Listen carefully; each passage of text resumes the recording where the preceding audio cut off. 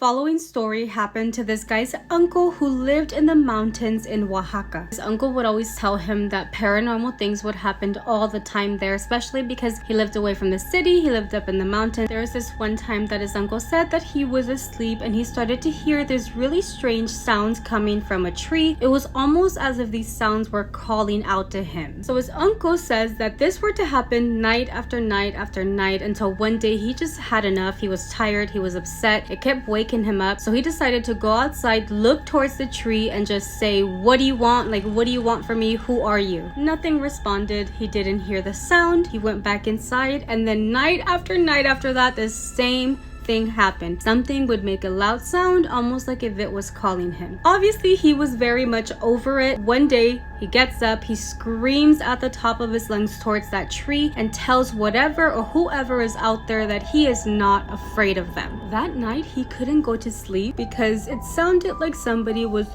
banging on his window all night. Obviously, he would check and there would be nobody there, but something was preventing him from falling asleep and getting some peace at night. After being so sick and tired of this, another night comes, it wakes him up again. This man grabs his pew-pew, goes outside and shoots at the direction in the tree where he hears this noise coming from. When he shoots, he does say that some of the branches start moving, but he couldn't see anything. He couldn't see if he had shot something or if it was an animal or what it was. He does go back to sleep after that, and the following morning when he wakes up, he says that he wakes up with the worst pain on his head and on his arm, almost like if he felt like somebody had tied him up, but obviously he had just been asleep. He would then wake up with bruises all over his body, his legs, and every day it just seemed like he was getting worse. He does actually end up going to a doctor, but the doctors couldn't find anything that was wrong with him. So they ended up taking him to a white witch from the town that he was from, and the witch tells him that somebody had sent some work his way. The witch's words were "lo tenían bien amarrado," meaning like that witchcraft has already gotten to him, they got him good. Because of this, the witch told him that she couldn't do much about it, but that he should go home, get some salt and put it all over the doors and all over the windows. And even after that, whatever was on that tree did not leave. Like, they would still come and wake him up out of his sleep. So the uncle got a bit crafty. He ended up going out there when he heard the sound and throwing a bucket of paint towards that tree. He said it was the kind of paint that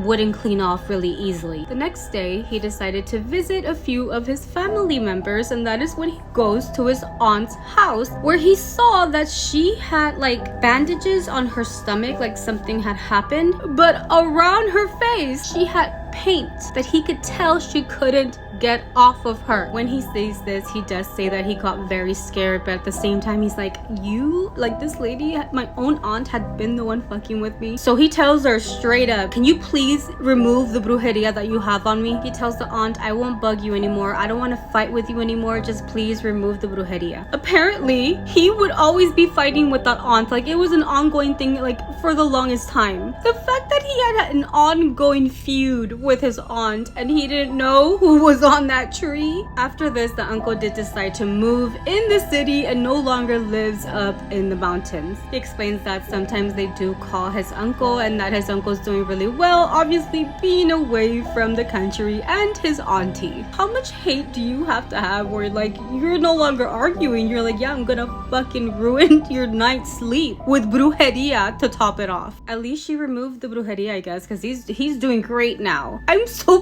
What was the fight about? I guess that's none of our business because they did not tell us. I mean, out of all the things to not tell us though, you just told us your auntie did brujeria on you and you had to move away and you basically shot her because she had, that bandage on her stomach because the paint. The least you could have done is tell us why y'all were fighting all the time. Anyway, what do you guys think?